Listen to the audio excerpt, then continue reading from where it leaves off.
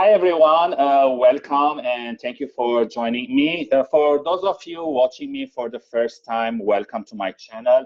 My name is Meher. I live in Vancouver, BC, Canada. I've been doing YouTube for the last 20 months, and the aim of my channel is give some tips to job seekers and from time to time some tips to employers in terms of employee engagement, culture, and recruitment. So today it's my privilege to interview Mike Vacanti via Zoom. Hi, Mike. Thank you for joining me.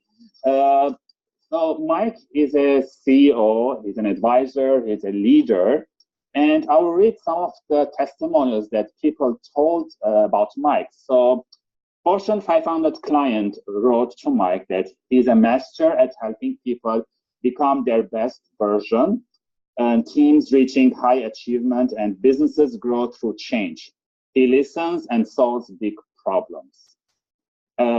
Big challenges. And Intelligent Cloud leader Microsoft also wrote that Mike brought his creativity, a strong innovation, and M&I experience as a key contributor to the Intelligent Cloud leadership team as we re-envisioned the future for AI, analytics, and Azure Cloud consumption during our significant recognition in 2018.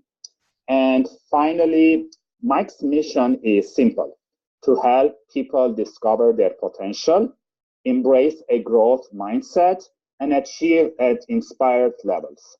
So Mike, thank you for joining me. Yes, I'm happy to be here, Mahar. Thank you very much for having me. So tell me more about you that we don't know. And what do you do? Well, it's funny because I want to hear about Vancouver because it's such a beautiful place on the planet. And it is. You should visit anytime. Thank you. You know, I've been very fortunate to have been through many different experiences in my career. The first 20 years, Mahar, of my career, I was in entrepreneurial settings. And so I was 40 years old before I landed inside of a large corporation, and it was quite an adventure having those experiences based on where I was and kind of the creativity and inventiveness that I had lived with for so many years as my career was developing. I think that has been a bit of a burden and a bit of a good fortune for me, as I've been put into situations where mergers and acquisitions were happening, and I got to participate in developing teams and working on big solutions and solving chaos, really. Yeah.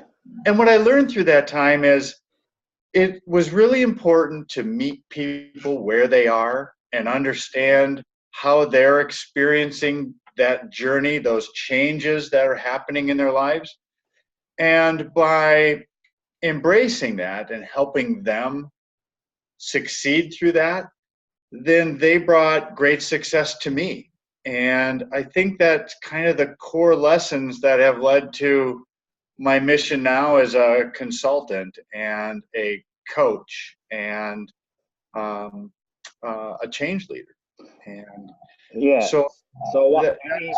I would say, what are some of the challenges, like when you're coaching or giving consulting to companies, like what are some of the main challenges that you think they are facing? Is it communication? Is it transparency? Is it lack of contribution? So yeah, I think you hit really good core elements that are a challenge.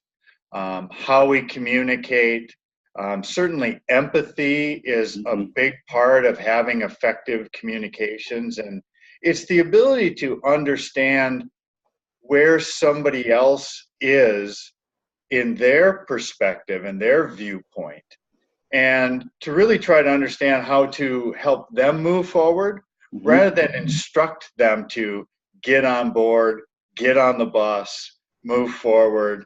And instead of demanding their allegiance or their desires, it's to try to embrace their buy-in, to build believership from them to whatever that mission is.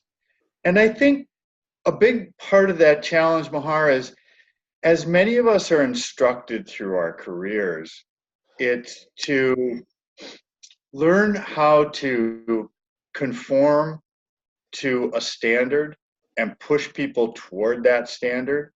And I think that's a very unnatural state for people. And when we go through disruptive times or change, Yes. oftentimes we don't allow people the turmoil that is necessary for them to do their own personal discovery. So we want to get back to known patterns and a solid state that really doesn't exist through times of change. And so the words you mentioned, I think, are very important. Vulnerability as a leader is important because we have to be able to admit that we don't really know what the end state is either. For sure. We know what it looks like or what we're attempting. Where we're going, yeah. When people see us being vulnerable or transparent, it allows them then to be more authentic in their emotions and their responses as well.